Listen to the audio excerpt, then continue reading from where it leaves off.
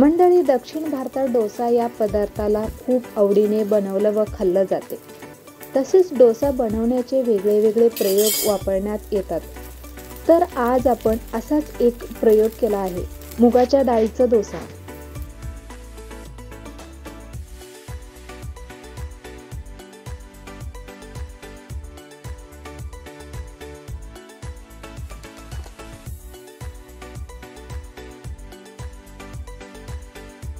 चला मंडळी, रेसिपीला सुरुवात करूया. आजची जी रेसिपी आहे मुगाच्या डाळीचा डोसा. त्यासाठी 1.5 वाटी मुगाची डाळ घेतलेली आहे, अर्धी वाटी तांदूळ घेतलेले आहे,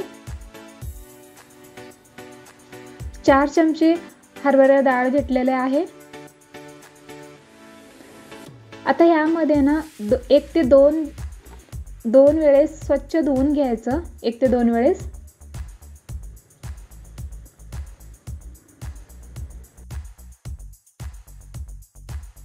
हे धुवून घेतल्यानंतर बरेचसं पाणी घालून कमीत कमी 2 तास भिजत ठेवायचं.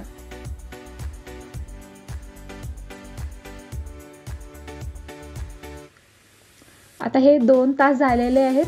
आता हे छानपैकी डाळ भिजलेली आहे. आता हे आपण मिक्सरमधनं काढून घेऊयात. ह्याला बारीकचं पेस्ट करायचं आहे. जितकं बारीक होईल तितकं बारीक पेस्ट करून घ्यायचं आहे. आता यामध्ये काय काय घालायचं ते बघूयात. 1 मीडियम साईजचा कांदा घेतलेला आहे, 4 हिरव्या मिरच्या, 5-6 पाकळ्या लसणाचे, 1 इंच अद्रक, कोथिंबीर.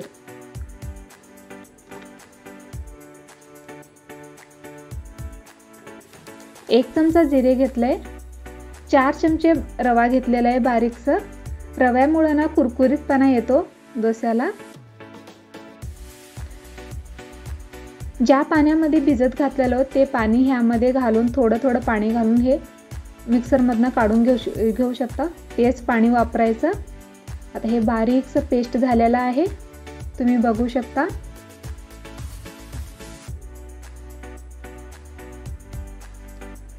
एकदम मऊसं पेस्ट झालेलं आहे. आता यामध्ये 4 चमचे दही घालायचं.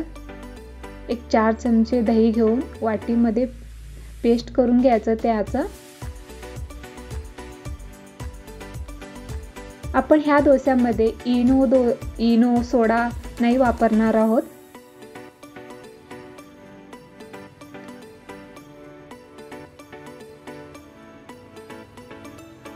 दही घातल्यानंतर 10 ते 15 मिनिट ह्याला झाकून ठेवायचं.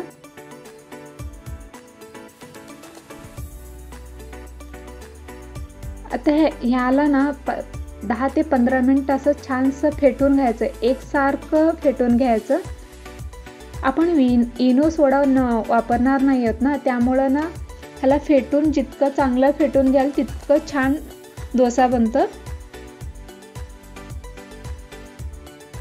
हे 10 ते 15 मिनिट भिजत ठेवायच्या अगोदर मीठ नाही वापरायचं. जेव्हा आपण बनवायचं असतं तेव्हाच मीठ घालायचं. मीठ घातल्यानंतरही साधारण 1 ते 2 मिनिट फेटून घ्यायचं ह्याला. तवा छानपैकी गरम होऊ द्यायचं आणि तेल लावून घ्यायचं तव्याला. तुम्ही पळीनंही घालू शकता, वाटीनं घालू शकता. छानपैकी पसरून घ्यायचं ह्या पिठाचे डोसे.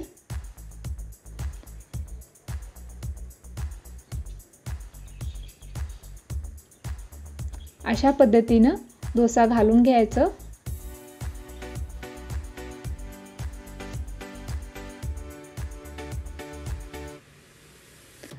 अगदी वरून थोडंसं 1 चमचा असं तेल सोडायचं.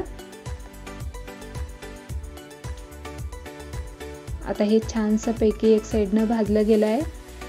छानसं कुरकुरीत, कलरही खूप सुरेख येतं. चांगल्या पद्धतीनं कलर येतं, तुम्ही बघू शकता. आणि खायलाही पौष्टिक असं आहे. जे डाळ वापरण्यात येत नाहीये, तुम्ही अशा पद्धतीने करून मुलांना देऊ शकता. हे कळणारही नाहीये हे मुगाच्या डाळीचा डोसा आहे म्हणून. 1 नंबर लागतो. अजून एक डोसा घालून घेऊयात. कांद्याने तेल लावल्यामुळे ना डोस्याला एक वेगळाच टेस्ट येतो. अशाच पद्धतीने सगळे डोसे घालून घ्यायचे.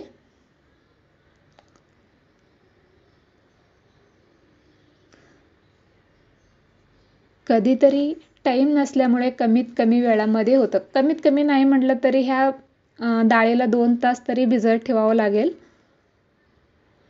खूप छान डोसा होता. तुम्ही नक्की करून बघा. कशी वाटली आजची रेसिपी कमेंटमध्ये नक्की कळवा.